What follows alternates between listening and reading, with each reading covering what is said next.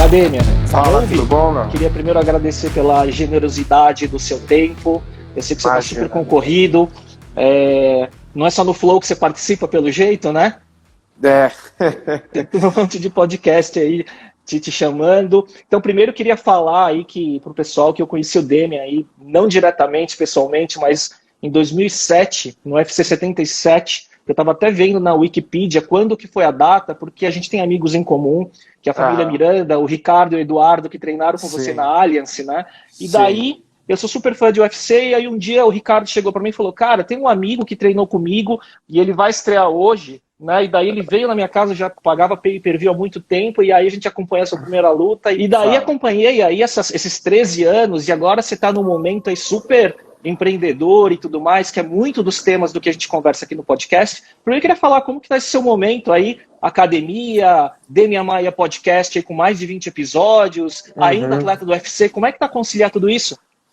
Cara, não é fácil, mas eu nesses últimos anos, eu acho que eu me especializei a fazer o gerenciamento do meu tempo, né? Conseguir, porque tem a família, também tem as crianças. Eu me lembro uma vez, eu era novo e eu ouvi o Jack Welch, ele falando, vocês acham que eu fiquei o tempo que eu queria com a minha família? Vocês acham que eu tive o tempo que eu gostaria com os meus filhos? Eu não tive nada disso, minha vida foi trabalhar. Eu falei, opa, essa vida eu não quero pra mim.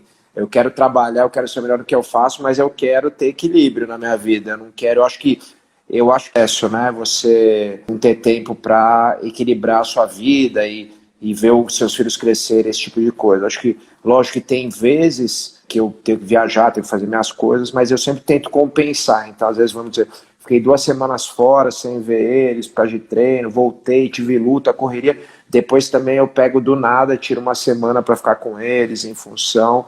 E acho que isso é uma arte, você vai aprendendo com a maturidade a gerir seu tempo. Então hoje eu tenho aqui a escola de jiu-jitsu, né? A gente está aqui, ó, pode ver. Eu vi inclusive alguns vídeos no YouTube com isso, tem família ali Gel te visitando. Exato. E aqui eu tô 3 num tatames, loungezinho, né? 3 tatames, eu tô num loungezinho aqui embaixo, aqui em cima, né?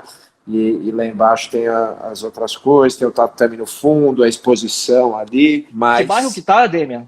Na Vila Leopoldina, na Avenida Imperatriz Leopoldina, Tem bastante galpão por aí, né? Tem, Aqui não é um galpão, é mais um prédio, né? Mas a gente chegou a estar num galpão na academia antiga. Enfim, e aí tem o podcast. O podcast foi uma coisa, cara, que me deu muito prazer. Eu sempre ouvi muito podcast. Desde 2013 eu ouço muito podcast, que não é uma coisa muito cultural do Brasil. E aí eu, cara, comecei a querer fazer alguma coisa assim para conversar com as pessoas. Eu gostava muito do formato, por exemplo, do Joe Rogan, que é um podcast, né, do Joe Rogan que apresenta o UFC. Ele tem um podcast grande lá nos Estados Unidos. O maior podcaster do mundo. É o maior do mundo hoje em dia? Hoje ele é o maior do mundo e o maior contrato, né? $100 milhões com o Spotify. Exato. E aí, quando eu sempre falei, eu quero fazer, fiquei nesse projeto, eu queria fazer com alguns amigos. A ideia, a princípio, era fazer eu, o Mauro, que é um amigo meu, o Mauro Albano, que é jornalista, se formou comigo, trabalhou na Folha, BuzzFeed, um monte de outros veículos, o Alex Atala, que é amigo meu, é chefe, e o Bolinha. Vejo você direto no Dalvedito, né? Isso, e o Marcelo Bolinha, que era do Pânico, é um dos diretores de externa lá, que é amigo meu. Nossa ideia era fazer junto. Aí, cara, acabou que a gente ficou enrolando, começou a pandemia, eu falei, vou começar isso sozinho, e ficou muito legal, mas não é uma coisa profissional, é um bate-papo, mas tem muita coisa legal, eu produzi muito conteúdo legal, tem muita gente legal, e tô fazendo, eu tava fazendo toda semana, tava postando as entrevistas toda semana, tanto no YouTube quanto nos Spotify.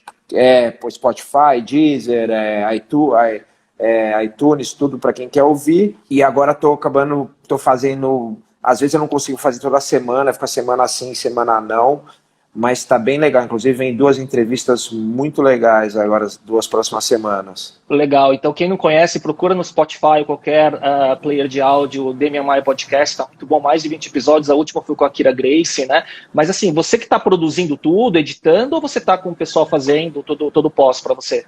Na verdade, assim, ele não tem edição praticamente, né? Ele tem só a vinheta e a ideia é não ter edição.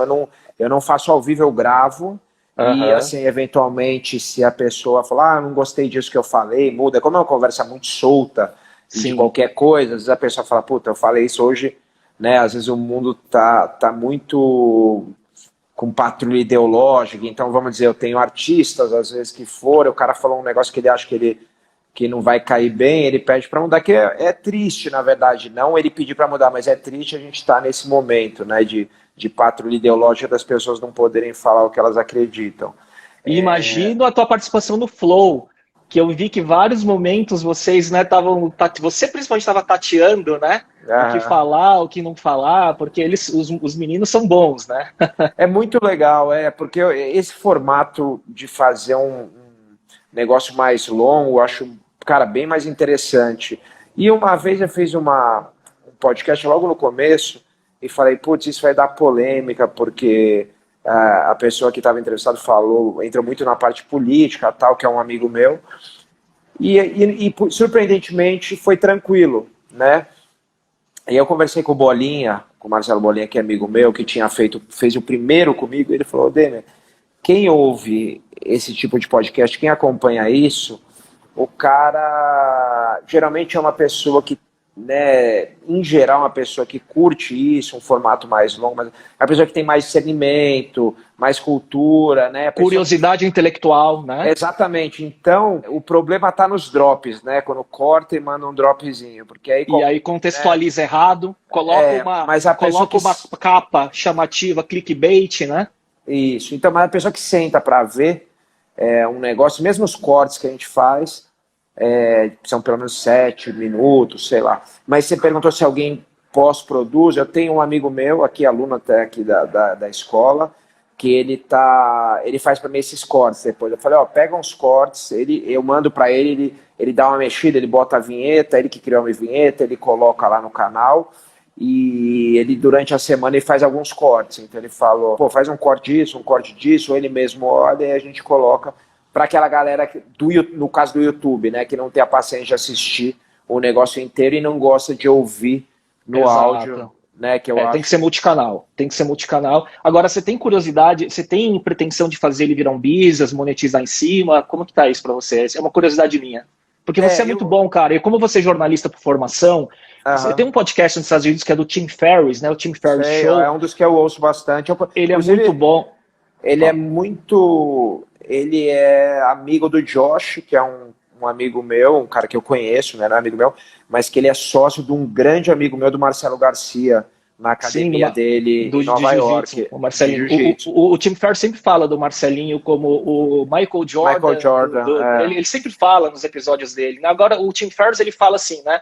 O sucesso do podcast está muito ligado à sua empatia e à sua habilidade de fazer boas perguntas cada vez mais, né? E você, no seu podcast, você faz isso, né? Então, eu acho que dedicando o sucesso aí de audiência só uma questão da disciplina de produção, né? Com certeza, eu acho que eu pensei nisso esses dias. Logo que saiu dessa fase mais pesada de pandemia, porque quando estava a fase pesada de pandemia é fácil, você está em casa, eu estava já treinando em casa, estava gente indo em casa treinar comigo, mas você tem muito mais tempo, você não tem deslocamento, né? Então era mais fácil. Quando voltou e a gente abriu a escola, mesmo com as restrições, né? Não deixa de ser um negócio que eu tenho que me deslocar, ir, voltar, ver como é que tá o negócio, mais coisas aparecendo, e aí, cara, chegou uma hora que eu falei, puta, cara, eu tenho que encontrar gente, eu tenho tanta coisa pra fazer, isso é uma brincadeira pra mim, né, tipo, é uma diversão.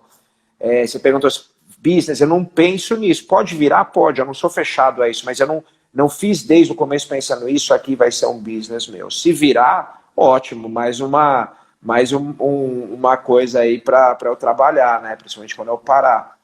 Mas não é a ideia é bater papo e coisa que me interessa. Então, você perguntou o negócio do business, eu acho que é questão de tempo, é questão de consistência. Se você ficar fazendo toda semana, como eu faço, ou que seja a cada 2 semanas, é questão de, cara, de um ano, 2 anos, ele vai começar a pegar uma inércia, um momento, né, uma velocidade, e não vai parar mais. Isso eu tenho certeza, porque as coisas são assim. Por exemplo, tem um podcast que eu ouço desde 2013, que chama Nerdcast, que é o maior podcast brasileiro. Sim.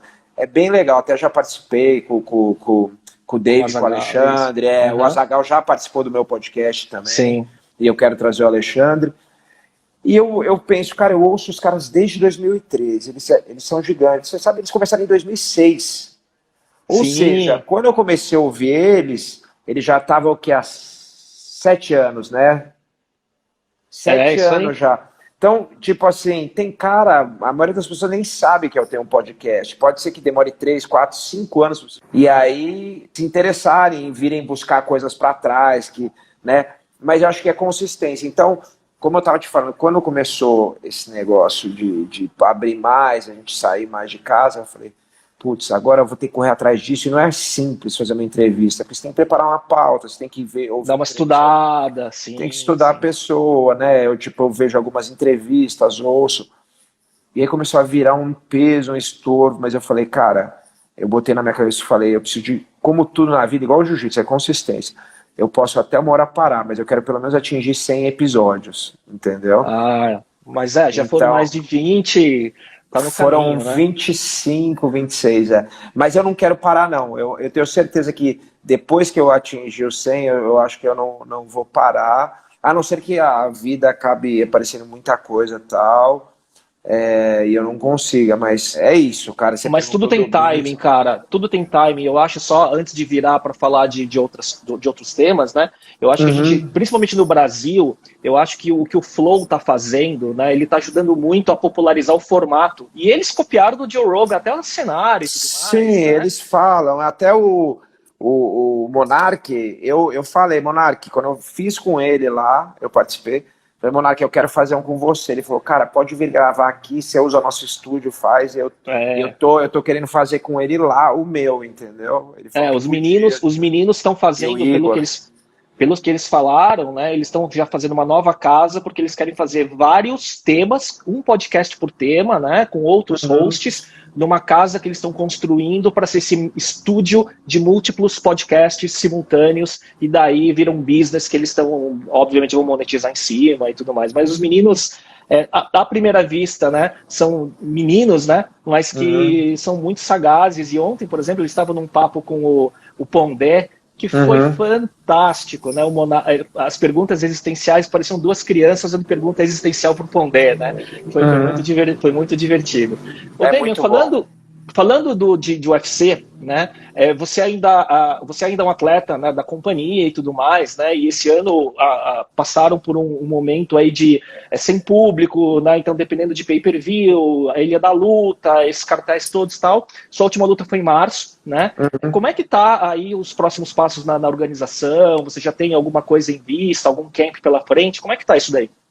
Cara, eu tô treinando, a gente conversou com ele sobre algumas possibilidades, acabou não se concretizando, a gente não fechou a negociação, eu tenho uma luta para fazer ainda, e a única coisa triste é que eu não queria me aposentar sem público, né, fazer minha última luta sem público, mas assim, pode ser que isso aconteça, porque eu tô querendo fazer 2 lutas, conversar com eles, ver se eles têm esse interesse também, em vez de uma, e vamos ver o que vai acontecer. Eu gostaria muito de lutar, né, esse começo de ano, mas não tem novidade nenhuma ainda não. Eu acho que em breve terá. Quer dizer, teremos ainda 2021 uma ou 2 lutas, né? E aí depende muito desse cenário pandêmico, né? E daí a gente viu, né, alguns lutadores, né, como o Anderson, né, quer dizer, fazendo uma última luta na companhia sem público. Então é um momento delicado aí, né, da organização como um todo, né? Como é que você vê, Damian, o business hoje do UFC, né? Você entrou em 2007, eu até vi um post recente seu, né, falando, putz, e lá se foram 13 anos, né? Alguma coisa assim, da sua primeira finalização. Como é que você vê a tua época, que era uma época de BJ Penn, né, GSP, né, aquela geração, né, anterior, tudo mais, e hoje em 2020, né, os atletas, a companhia crescendo muito, como que você vê a diferença da tua época de entrada e agora a tua fase que você está quase no final aí de ciclo? Ficou muito mais profissional, não só o esporte, mas, cara, o próprio evento, né, o evento tomou um tamanho que, assim, a gente sempre brinca que quando eu entrei no UFC em 2007, que foi quando o UFC estava começando a explodir, a gente conhecia todo mundo. Tipo, eu chegava lá, eu entrava no escritório do UFC, conhecia todo mundo. Quando eu ficava indo lá, às vezes eu lembro que eu ia, uma época eu fiquei indo treinar com o Vanderlei lá, porque nosso preparador físico era o mesmo, era o Rafael Alejara, e eu ia muito para Las Vegas, o Vanderlei morava lá. O Vanderlei ainda não tinha uma academia, então a gente ia na academia do UFC, que era uma academiazinha num porão dos escritórios deles, tinha um prédio de escritório, e Dos embaixo, Fertitas. exatamente, tinha a academia. E nessa academia, cara, eu ia lá fazer boxe, eu ia lá fazer preparação física, né? Jiu-jitsu a gente tinha em outras academias, mas eu lembro, cara, de eu estar treinando lá, chega o Dana para treinar, vou fazer um boxe. Aí o Dana fazia a mão lá, enfaixava a mão, batia, pulava a corda, fazia saco, fazia um pouquinho de sombra e ia embora. Daqui a pouco descia o Sean Shelby, que é o meu matchmaker Sim. hoje. Aí ia lá, pulava a corda, fazia um pouco de Muay Thai, o cara puxava Thai pads para ele lá, manopla. Era tudo mais próximo. Ele era muito próximo, né? A gente conhecia as pessoas todas, tinha uma relação muito próxima. E o evento foi crescendo, crescendo, crescendo, né? A gente tinha acesso às pessoas. O evento cresceu de uma maneira, mesmo o Lorenzo, né? Que era o dono, a gente conseguia ter um acesso a ele. E até chegou num momento que o evento ficou de um tamanho já muito grande e culminou com a venda para a IMG, WME, que é aquela empresa de entretenimento norte-americana, que aí tomou um rumo gigantesco. Então O hoje acordo com a ESPN também, né? também, e hoje a gente até brinca, começou com o acordo com a Fox lá atrás, que já Sim. deu um salto, né? Porque antes o UFC era numa TV menor, eu esqueci qual que Acho era que o era nome dela. Spike, alguma coisa assim, não Spike, era? exatamente, era da Ah, Spike, que é uma TV mais nichada lá, né?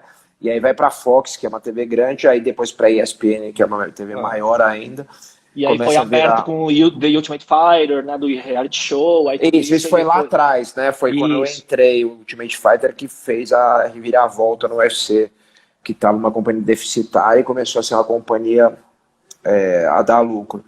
Mas Mas o que eu e o vejo, Dana é foda, né? o Dana, você diz o quê? No bom sentido de ser um puta empresário, um Aham. grande promoter, né? Tipo assim, ele é Ele é o. ele é um dos responsáveis, né, por tudo isso, né? Acho que ele e o Lorenzo foram figuras chaves nessa primeira onda aqui que fez o UFC chegar onde chegou até ele ser vendido. Eles foram muito responsáveis por isso. Outra pessoa que foi muito importante também, que hoje em dia as pessoas não lembram tanto, mas até poucos anos atrás era o matchmaker, é o Joe Silva, que é uma figura Sim, chave também, né?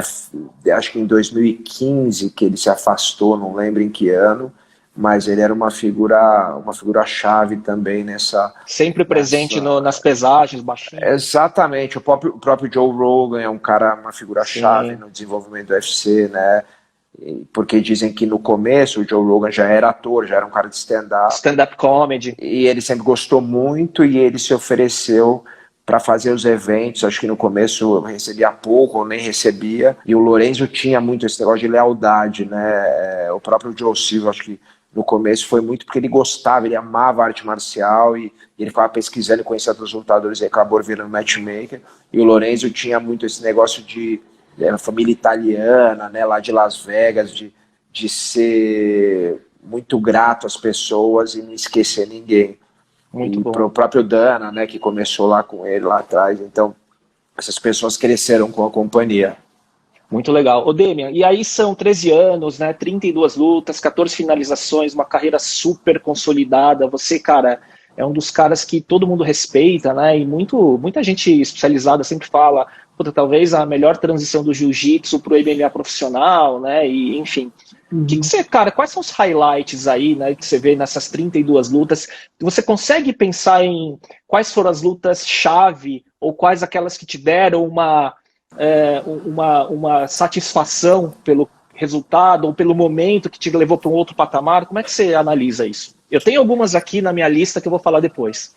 Tá, cara, são várias. Eu acho que a vitória sobre o Sonnen, que foi minha quinta vitória, eu entrei no UFC e era invicto, era 6-0 e fui até 11-0 com 5 finalizações no UFC. Não foi que eu Até o ganhei Marquardt, 5 né? lutas. Exatamente, foi a minha primeira derrota, foi o Nate Marquardt, mas o Sonnen foi minha quinta vitória com finalização. Eu finalizei as 5 primeiras lutas no UFC, então acho que foi uma luta bem simbólica. A luta com o Anderson foi bem simbólica, porque apesar de ser uma derrota, foi uma luta que as pessoas passaram a me ver de outra maneira, me respeitar muito, por ter lutado até o fim com ele, que era dificílimo acontecer, né? Ter conseguido manter a luta e lutar na área dele, que era a luta em pé até o fim. A luta com o Carlos Condit, para mim, é uma luta muito emblemática, porque... Você finalizou no primeiro, né? Foi uma luta de um cara duríssimo, ex-campeão. Bom de chão. Um cara... Ele era muito bom na época, né? Um lutador bem conceituado. E eu cheguei lá e consegui finalizar a luta muito rápido, consegui encaixar o jogo muito bem, fiz essa 6ª vitória consecutiva. Lembro de pedir pro Dana para disputar o cinturão, e ele falou, pô, você vai ter a chance e tal. Acabei nem tendo, acabei tendo que ganhar ainda do Jorge Masvidal para disputar. Antes do Masvidal virar o que é hoje, né? De certa forma, como fama, né? Exatamente. Já era duríssimo, mas ainda não tinha a fama que tem hoje. E acho que, cara, um highlight aí mais último aí do ano passado foi a luta com o Ben Askren, que eu acho que foi Essa foi o maior foda. o maior embate de grapplers dos últimos anos, assim, um cara representando, 2 caras que realmente representam a luta agarrada, né, e que luta agarrada, não são caras que lutam, são especialistas, né? Eu sou especialista, ele é especialista, não é um cara tipo que, puta, é bom de luta de chão, mas também entra pra lutar em pé, tipo assim, as pessoas sabem que eu entro pra lutar no chão, as pessoas sabem que ele entra pra lutar no chão, não tem segredo, são especialistas, né? E era uma luta que tinha uma main event, luta principal em Singapura, teve toda uma história por trás, e foi uma ótima luta, e eu acabei ganhando por finalização, tudo foi perfeito ali. E o Askren chegou com puta hype, né? Vindo do Bellator, né? E com puta cartel ele veio excelente. Do One, na verdade. Do One, exato. Ele lutou, trocado com o Demetrius, né? Ele foi campeão do Bellator, se não me engano, foi campeão do One, e ele nunca tinha perdido. Aí ele lutou no UFC, ganhou do Robbie Lawler, aí ele perdeu pro Masvidal, tomou uma joelhada de encontro, sim, né? Foi entrar na perna. Virou meme até. Exatamente, nos primeiros 5 segundos tomou uma joelhada, perdeu. Só que quando ele foi lutar comigo, tinha aquele negócio, puta, ele perdeu uma luta, mas é aquela luta que acontece. Tipo assim, foi entrar e tomar uma joelhada, né? Não é aquela luta que ele tomou um amasso, e ele é muito bom mesmo, né? Um cara wrestler olímpico, foi All-American nos Estados Unidos várias vezes, foi campeão nacional várias vezes, é um nível assim altíssimo de e foi lindo, cara, aquele terceiro round seu lá que você pegou foi vibrante, assim, cara, foi muito bom, viu, cara? E foi muito legal, foi uma luta muito legal pra mim, porque eu tive a oportunidade de estar no octógono com um cara que ele tem excelência num nível muito alto no que ele faz. Então, assim, eu sou um cara, eu já treinei com vários wrestlers de altíssimo nível, olímpicos, mundiais, e cara, eu falei, eu defendo o Kevin, ainda mais no MMA, tipo, ele não vai botar pra baixo fácil, ele não tem problema, se ele botar, eu faço guarda, mas ele não vai botar fácil, porque eu sei que, cara, as variações, a sutileza do caminhar, de mudar o ângulo de força, e ele me botava pra baixo, cara, toda hora eu falava, pô, esse cara realmente, tipo, depois foi muito interessante, sabe, analisar a luta, graças a Deus eu acabei ganhando, mas como a pessoa que tem os americanos chamam state of art, né, falando de inglês, aliás, em inglês, que é tipo estado de arte, seria tipo, o cara tem muito diferenciado num ponto, muito interessante você ter a oportunidade de interagir com uma pessoa dessa, eu tive a oportunidade de interagir com ele, dentro do octógono, lutando, que é a interação mais real que existe, né? Que ninguém fez, todo mundo tá dando tudo ali, o seu melhor. Então foi muito legal. Não, e uma carreira super consistente, né? Não era que foi naquela seu winning streak que você teve lá atrás, né? E quer dizer, foi mais recente, né? E com uma pessoa super expressiva. É engraçado o Askren, porque ele teve 3 lutas super curiosas, né? Uma daquela com o Rob Lawler, que ele foi quase morto, nocauteado, e depois virou e finalizou. Depois foi aquela do Masvidal lá, que foi nos primeiros segundos, meio esquema Aldo com o McGregor, né? Aquela coisa que no primeiro movimento já pega e aí acaba a luta, e com você, exato, essa batalha de grapplers aí que você finalizou no terceiro, né? E daí, só falando dos destaques, Demian, o que eu coloquei como destaque aqui que eu queria falar, eu acho assim, das suas derrotas, eu acho que tem uma que você não perdeu, que foi com o Jake Shields. Aquela decisão dividida. Essa, vou te falar, eu também acho. Óbvio que eu tenho meu viés, mas assim, eu tenho plena convicção que aquela luta eu ganhei, né? Mais rounds do que ele. E por isso, acho que foi a derrota mais dolorosa que eu tive até hoje. Pelo fato de eu, assim, acreditar que tinha sido uma luta dura, que não tinha sido uma luta bonita, não tinha sido uma luta empolgante, mas que eu tinha ganho. Apertado ali e tal. Sim. Né, um round a mais que ele. Eu quase cheguei numa hora ele quase foi. Tomou um socão, caiu, eu fui para as costas, ele acabou saindo, mas assim, eu botei ele em situações de perigo mais vezes na luta, e aí vai os juízes, e cara, curiosamente o juiz brasileiro deu para mim, os 2 americanos deram para ele, né? Então foi muito, sensação de injustiça muito grande, né? Entre tantas que acontecem, né, no UFC, muitas em geral, né? Ô Demian, o que você vê hoje, cara, assim, quem que são os atletas, não só brasileiros, que você vê com bons olhos e com destaque aí dessa nova geração? Putz, você tem um monte de atleta. Quando me perguntam isso, eu nem começo a falar, porque se eu citar um ou outro... Vai ser injusto, né?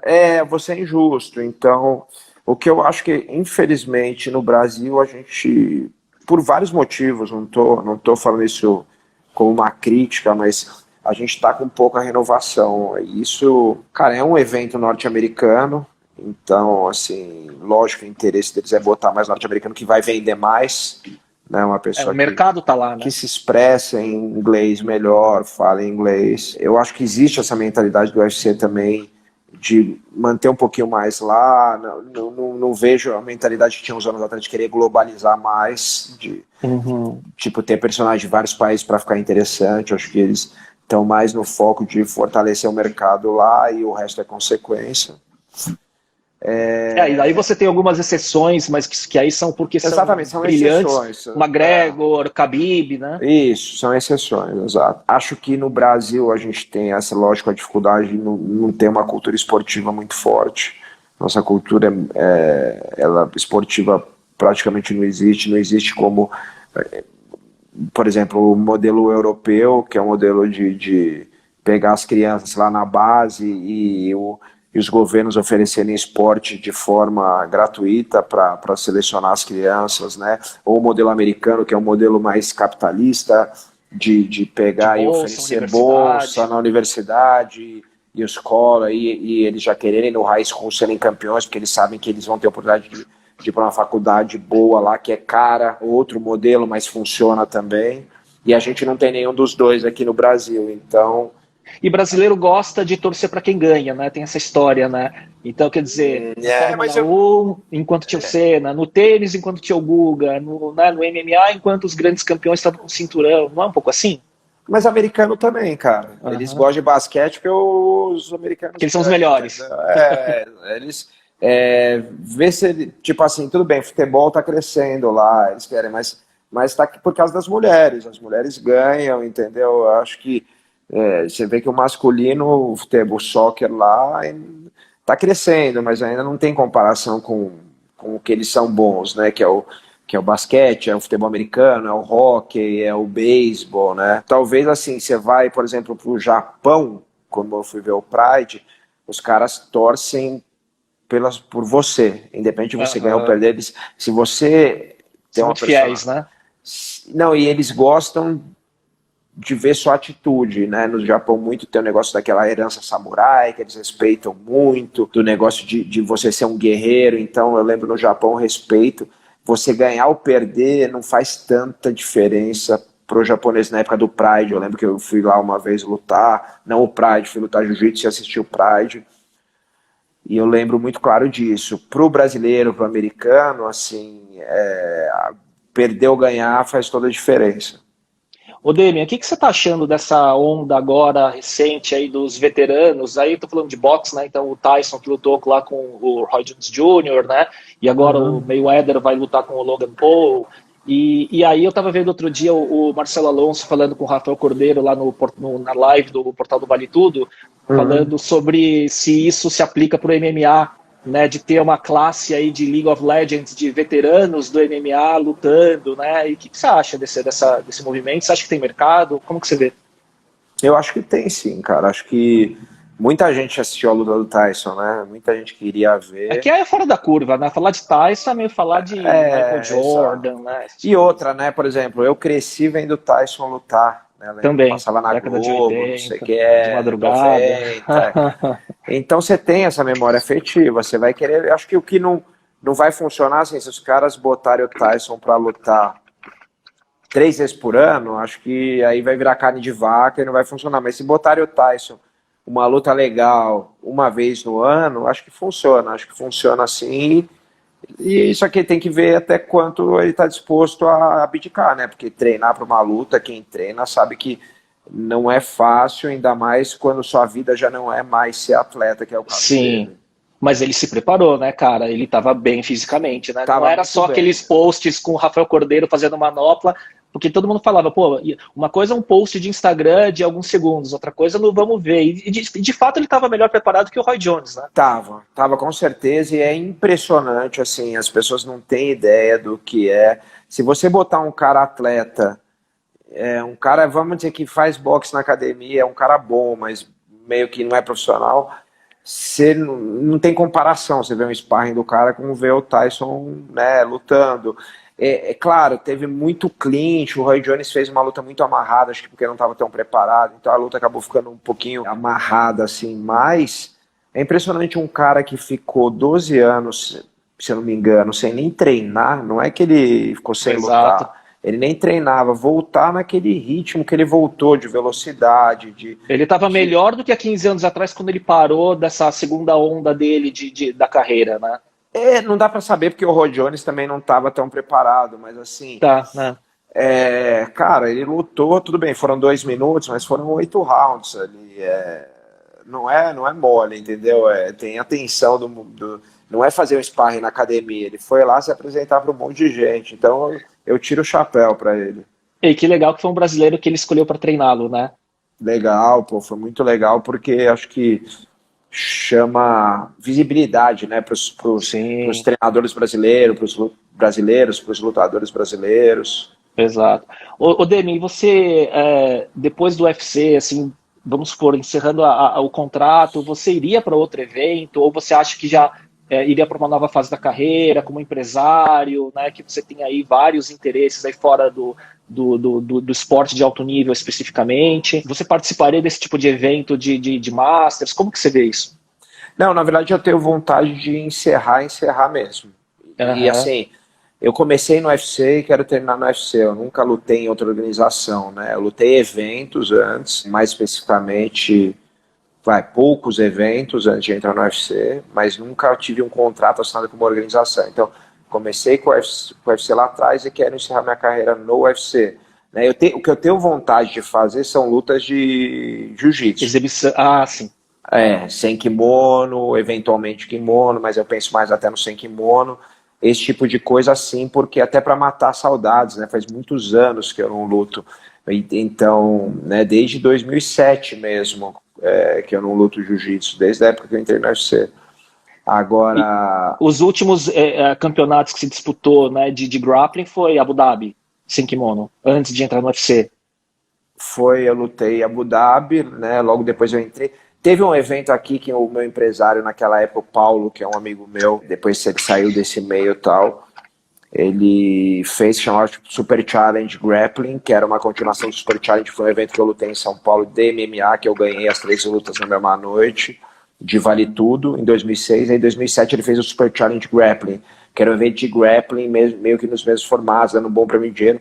Foi novembro, dezembro, aí eu competi, ganhei uma luta e perdi outra, mas era uma regra meio diferente, tipo, empatou minha luta, aí deram pro outro atleta, a primeira eu tinha ganho, era uma regra um pouco diferente, e esse foi, acho que, o último campeonato de jiu-jitsu que eu disputei, mas o último grande, você tem razão, foi o ADCC 2007, e o último de kimono foi uma luta casada no Rio de Janeiro, um evento que chamava Luta Casada, com o pé de chumbo, se não me engano, em janeiro de 2007. Esse foi o último de kimono.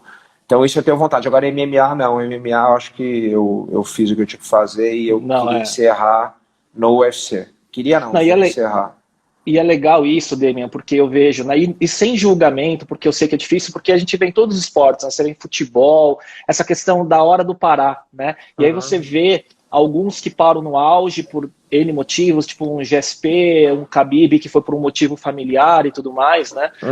Por outro lado, você vê alguns grandes campeões, né, que prorrogam depois do Prime e aí começa a perder, e fica um sentimento ruim, né, em relação àquele auge que você acostumou a ver, seja um Anderson, um Federer da vida, e claro, não dá para julgar, porque tem aquela coisa que é difícil, né, para as pessoas mudarem a cabeça e transicionar para outra coisa, que é o que você está conseguindo fazer, né? Quer dizer, você já está com outros interesses, né? Esse setup da sua transição está feito, de certa forma, já, né? Eu venho fazendo isso há uns 3 anos, na verdade não é uma coisa recente. Eu tenho além da academia que a gente abriu agora da escola, tem meus afiliados, que eu já venho dando mais atenção, tenho seminários, eu dou muito seminário, então assim, nos últimos 2 anos, propositalmente, eu estiquei um pouquinho mais, porque eu recebo muita proposta de seminário no mundo e eu acabo não conseguindo ir para a maioria. E eu estiquei um pouco mais de tentar fazer um pouco mais de países, acabei indo para lugares que eu nunca tinha ido e fiz um volume de seminários que eu não costumava fazer antes, no último ano e meio, vamos dizer assim, 2 anos, que foi proposital. Então, eu preparei uma transição, mas, cara, eu acho que no meu caso... Parece muito natural o processo que está acontecendo. Tá sendo natural. Não, acho que tem gente que sofre, e eu também, como você falou, eu não julgo, eu acho que, na verdade, cara, no fim das contas, você parar no auge, ou parar depois você já não tá mais no auge, é muito uma coisa pessoal, individual de cada um, porque eu tenho um amigo meu que fala, cara, eu acho que o lutador tem que e até tá apanhando, sair sangrando, sair arrebentado e não aguentar mais e continuar lutando, porque lutador é feito para isso, é um guerreiro, não sei o que. Aí tem outro amigo que fala, para de falar besteira, tem que parar no auge. Então isso é muito opinião pessoal de cada pessoa. E aí eu falo, a minha opinião foi como fã, né, às vezes sofrer um pouco de ter uma imagem de alguns grandes campeões que prorrogaram demais o fim, e aí fica ruim, naquela coisa de chega nas últimas 10 lutas, tá 1-9, 2-8. Eu particularmente também não gosto. Eu acho que assim, eu continuo lutando porque eu me mantenho muito competitivo ainda. Então assim, eu treino, eu sei que eu tô num ritmo muito bom. Se eu tivesse tudo quebrado, sem ritmo, assim, eu nunca fiz pelo dinheiro. Quando eu comecei a lutar, não tinha nem dinheiro envolvido. A primeira luta que eu fiz de Vale Tudo, lá em 96, eu paguei para ir lutar, porque tinha inscrição do evento, lá era R$30, eu lembro até hoje.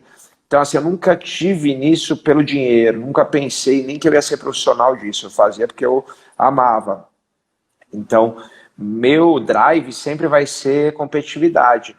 É óbvio, como competidor, uma hora que eu ver que eu não tenho mais condições, se eu tivesse visto isso já, não tenho condição de ganhar de nenhum dos caras, não tenho condição de... Eu sou o top 6, 7 do mundo hoje. Se eu não tivesse condições de lutar com essas pessoas, eu sei que e saber que eu posso ganhar, para mim eu não tenho mais esse prazer, isso é pessoal meu.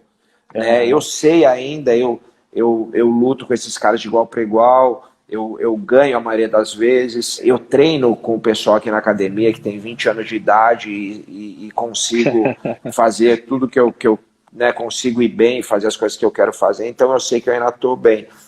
Uma hora, assim, se eu tiver... Acho que o triste não é o cara... Não é, assim, passou o momento. O triste é você ver que ele está indo lá por outro motivo. Acho que isso que talvez seja o impacto, assim, filosofando aqui. O impacto é ver claramente, assim, o público percebe quando o lutador está indo lá pelo paycheck, sabe? Pelo paycheck.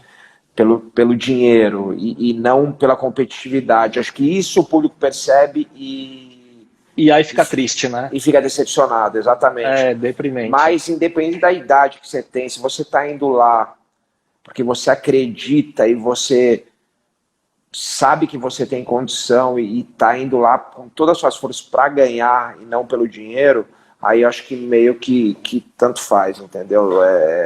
O resto é consequência. Ô, Demian, tem uma pergunta aqui do Marcelo Toledo, que é um amigo, ele também tem um podcast, ele é fundador de uma startup chamada Clivo, de Health Tech, ele foi diretor do Nubank e tudo mais, ele falou, ele pratica boxe, ele falou assim, eu queria entender como que o Demian está se preparando para se tornar empresário, assim, como é que é esse processo para você, assim, porque você tem contato com muita gente do meio, outros empreendedores e tudo mais, você está estudando, tem gente te mentorando, como é que é isso? Cara, como você falou, eu tenho contato, graças a Deus, tem uma coisa boa da minha profissão, é que eu conheci muita gente boa no que faz. Então eu converso com todas essas pessoas. Por exemplo, eu sou muito amigo do Camargo, da Camargo Alfaiataria. E ele estava fazendo, agora na pandemia, ele fez uma reformulação de negócio, tá indo super bem. Ele falou, pô, fiz isso, eu troquei, fechei aqui, mas aluguei aqui, fiz não sei o quê. E eu vou tentando entender, né, os mecanismos de empreendedorismo dele, que é um cara que começou do nada e é uma das maiores alfaiatarias do Brasil. Aí eu converso com o Alex Atala, converso com o Felipe Bronze, que é outro chefe que estava aqui ontem treinando na academia. Você fez um podcast com ele, né?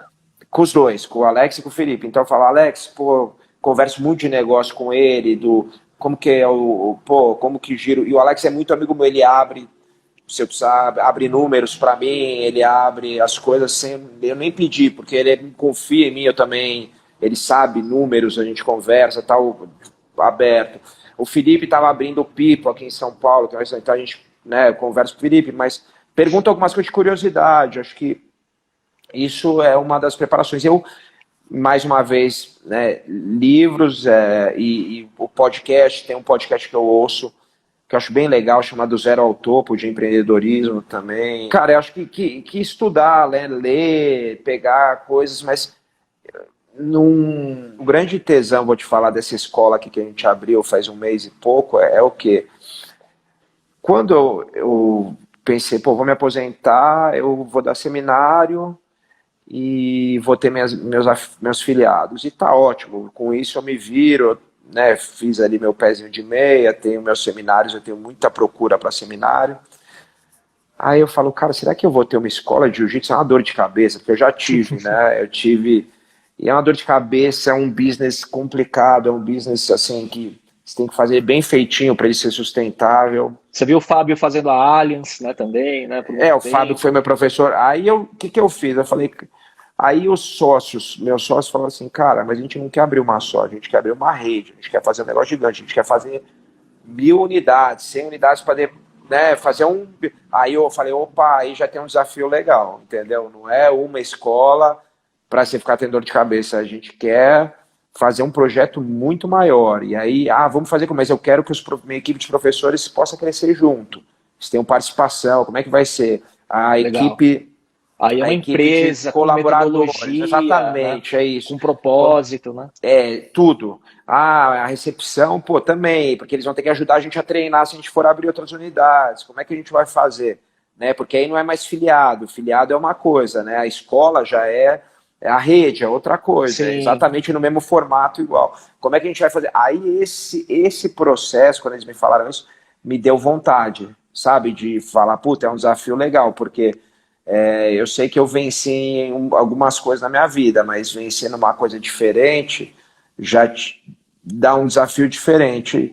E daí você está bem cercado para isso, pelo jeito, né? Você está com um bom time, sócios, né, conselheiros e por aí vai, né? Sim, acho que até esse foi uma discussão, né? Teve gente que falou, pô, por que você não faz sozinho? Só que o sócio, acho que muito mais do que grana, ou esse tipo de coisa, é a parceria de você ter pessoas para dividir o fardo com você, né? Dividir e ter ideia juntos, né? Então, um dos meus sócios aí é um alto executivo que trabalhou aqui no Santander, trabalhou no Safra. Então, esse cara é um cara que ele traz muito para a mesa, né? Tipo, tem um outro que é advogado, um outro fisioterapeuta, são pessoas que eles fazem você crescer junto, que é muito mais legal do que você tá sozinho. Eu acho que você não tem essa troca. Então, para mim, essa foi uma decisão de estar junto também.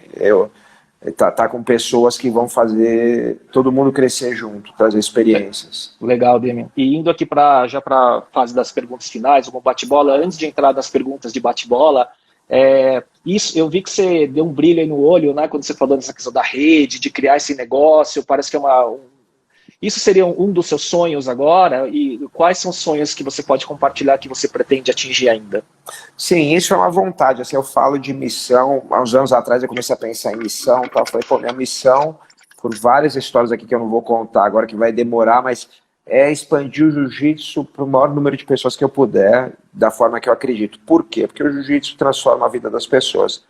Então a missão é essa aqui. Eu tenho meus filiados, são pessoas que querem levar minha bandeira lá como uma equipe competitiva, mas a escola que a gente fez, a gente pretende replicar esse modelo, e aí não é só um modelo metodologia de jiu-jitsu, mas é um modelo de atendimento aqui na recepção, de limpeza, é o modelo de metodologia de jiu-jitsu, é o modelo da valorização da história com a exposição do jiu-jitsu que a gente fez com o pessoal do Museu da Pessoa, é o modelo de produto, da qualidade de produto, então kimono, camiseta, não sei o quê, e outras coisas que vão aparecer, né?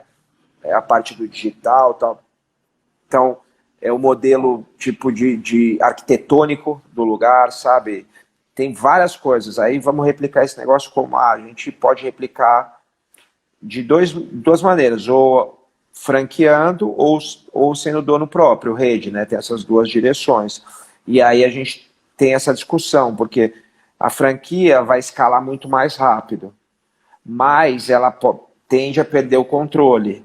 É mais difícil você manter a qualidade na ponta do treinamento. Eu tenho uma agência, eu trabalho com marcas grandes que franquiam, o desafio é na ponta sempre, de chegar no treinamento em quem está atendendo. Exatamente, é isso. Então a gente está... O que é isso aqui? Isso aqui é um case que a gente está fazendo aqui. Deu certo, puta, vamos abrir uma outra ali, aí a gente vai ser dono de 50%, mas a ideia inicial é ser dono, entendeu? De todos, nem que uma porcentagem maior ou menor, conta. Por quê? Para poder treinar e mandar professores daqui. A gente tem 7 professores aqui. Recepção, aí a gente manda um para lá e vai retreinando gente, porque acho que o grande desafio é conseguir escalar esse treinamento. Exato, porque é baseado em pessoas, né? Você pode ter tecnologia, digital, dados, né? Criar marca, método, só que no final das contas, quem vai estar no dia a dia é uma empresa de serviço, na ponta são pessoas, né? São pessoas, e pessoas, cara, que não se formam de uma hora para outra, né? Um lutador de jiu-jitsu, um professor, é difícil de formar. Isso é meu desafio agora. Como é que eu vou pegar um cara, às vezes, que já é formado e botar dentro da meta? Eu não posso perder, por exemplo, tem um cara, vamos dizer, um cara chega aqui, tá treinando aqui, o cara é faixa preta, veio de outra equipe, mas o cara é bom caráter, o cara é um cara carismático, o cara é um cara que dá aula bem. Cara, esse cara, eu não posso falar, vai embora, eu não vou usar você como professor, não vou trazer você para minha equipe, só porque você não te formei. Eu tenho que dar um treinamento para ele se adequar à metodologia e ficar com a gente. Esse é meu maior desafio, né? Aí tem os outros desafios, né, dos outros sócios e tal. Mas a minha ideia, os sócios, a gente às vezes até tem conversa sobre isso, né? Não divergências, mas a gente não tem. A minha ideia é a gente começar um modelo de rede no começo, algumas unidades, para validar bem o modelo. Isso. E depois que a gente tiver certeza de que a gente entendeu o business, que é difícil, se isso tudo der certo, eu estou falando aqui é ilusão, né? Tipo assim, o sonho vai dar certo, porque pode ser que amanhã quebre, né? Mas assim, vamos dizer, a gente fez aqui, deu certo, abrimos mais uma lá, sei lá, na Vila Olímpia, deu certo, abrimos uma no Ibirapuera, abrimos uma em Santana. Achou o modelo de como escalar com qualidade. Escalamos, estamos conseguindo treinar a gente, achamos o modelo, estamos fazendo até, isso eu falei com o Alex, né, como eles fazem na cozinha, estagiário e tal, estamos conseguindo gerar esses modelos. Pô, estamos com algumas funcionando, sendo sustentáveis.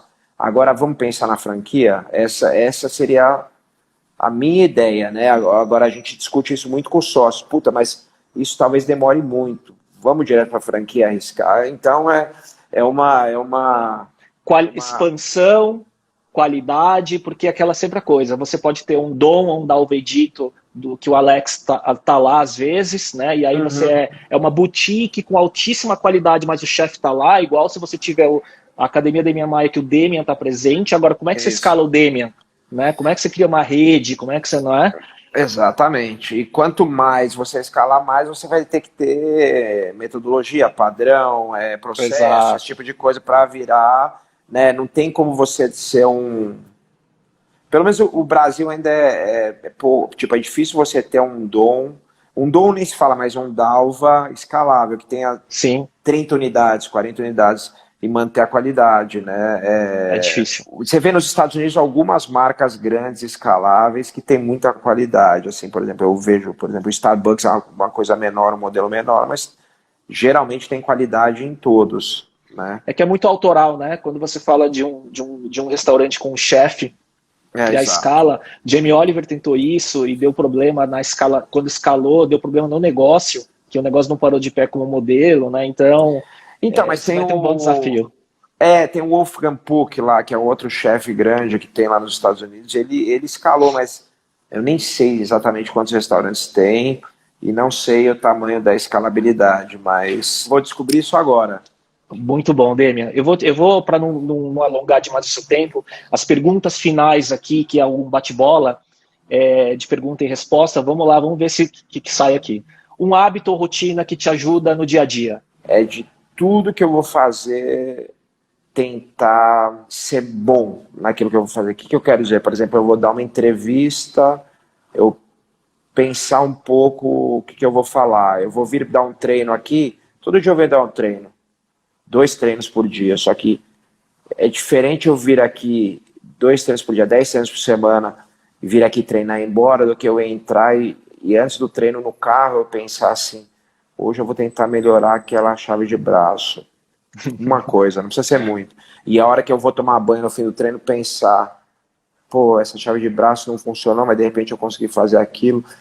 E essa conscientização, assim, sabe, de tentar ser melhor sempre, em todas as... Tipo assim, eu vou ter no uma podcast, na academia, exatamente, no business, né? Melhoria contínua, né? E não entrar no piloto automático. Vou ter uma reunião com o pessoal aqui, ou com os professores, o que eu vou falar antes? Não vou chegar só e falar, mas pensar um pouquinho, às vezes, cara, 5 minutos, não precisa ser muito, 5 minutos, não é sempre que eu consigo fazer, mas é a intenção, né? Eu acho que se você conseguir fazer, sei lá, pelo menos 50%, 60% das vezes, você já vai ter mais excelência no que você faz. Muito bom. 3 aplicativos, 3 apps que você mais usa ou que as pessoas possam não conhecer e que você recomenda? Putz, tem mais que 3, hein? Mas eu vou te falar que o aplicativo de podcasts, que eu uso, o Waze, que eu uso muito. Voltou a usar pelo jeito, né? Porque até então, todo mundo verdade. confinado. É verdade. Teve que baixar os mapas, atualizar.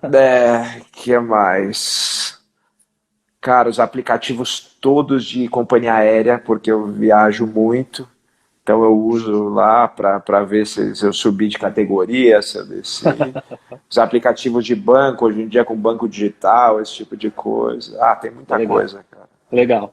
Um livro que você recomenda? Puta, livro muitos, mas eu gosto de falar um livro que eu gosto. Você mostrou sua biblioteca num vídeo recente. Eu não sei se era um vídeo do UFC, inclusive. Eles pediram, Cara, eu gosto muito, muito, muito mesmo do Sapiens.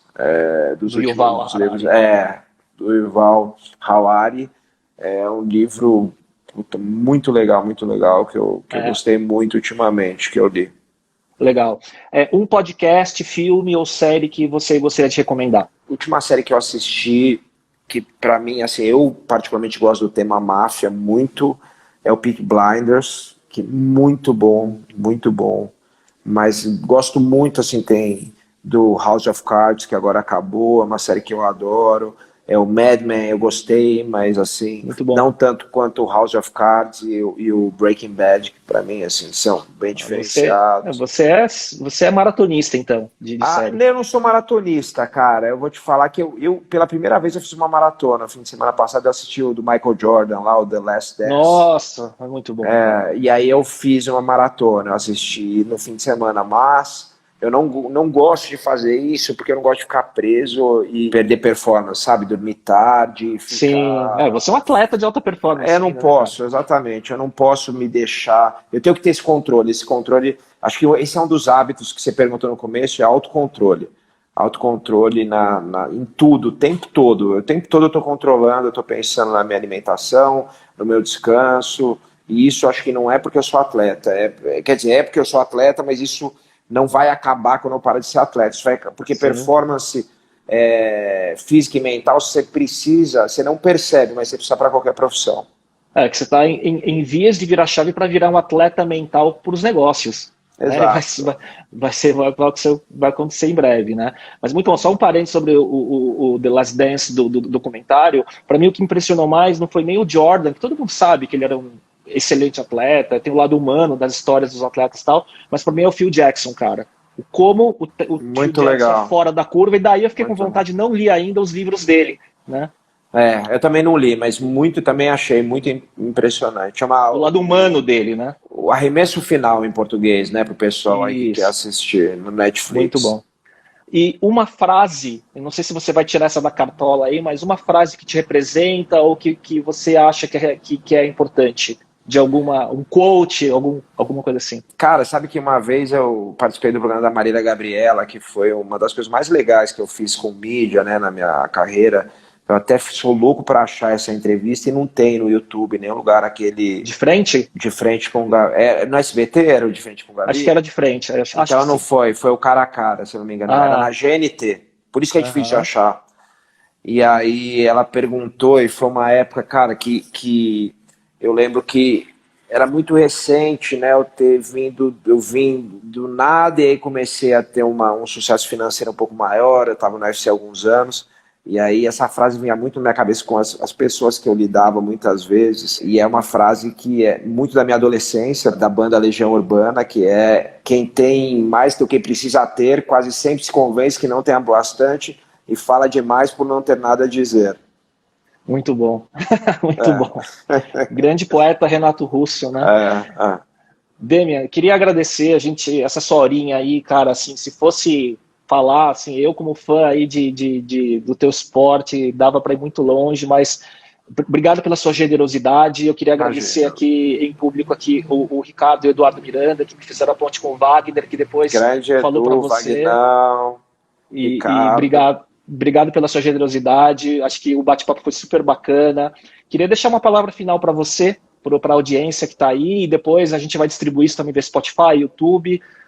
Que mensagem você deixa para o público que te acompanha? Queria só agradecer todo mundo aí que assistiu. Acho que tem uma coisa legal que a internet proporciona para a gente, é esse tipo de conversa um pouco mais profunda. E quando eu lembro que eu estava na faculdade de jornalismo, se falava que a tendência do jornalismo seria tudo ser em drops e coisas curtinhas. E aí, cara, para você ver que ninguém sabe nada, né? Tem muito isso de coisa curtinha, mas tem um público muito grande para esses formatos mais longos. Pô, espero que a galera ouça esse tipo de formato, porque acho que é muito mais profundo e mais você vai evoluir, se desenvolver muito mais do que só conversa, só coisas curtinhas e notícias às vezes que você vê sem se aprofundar. E não é pauta de jornalismo, de pergunta pasteurizada, né? Tudo nichado, né? As pessoas que estão interessadas em contar história, né? E acho que isso que é o legal, né? E aí queria deixar dica para todo mundo acompanhar o podcast do Demian, que se provou aí um grande podcaster, concorrente do Joe Rogan em breve aí, né? Ele já até me chamou para ir lá, mas acabou nunca calhando de... Cara, você tem que ir, meu. Agora ele tá com tudo, né, meu? Outro dia, pô, eu vi... Quer dizer, hoje acho que não tem ninguém que ele não chame e não vá pro podcast dele, né? Porque tem tanto sucesso o podcast dele, né? Verdade. Que é impressionante, né? Mas é isso, Demian. Obrigado. Então, eu queria agradecer a galera. A gente teve aí bastante gente acompanhando. O episódio vai ficar gravado. A gente volta na próxima semana. Demian, sucesso na academia e eu vou acompanhando. Abraço. Valeu. Tchau. Valeu.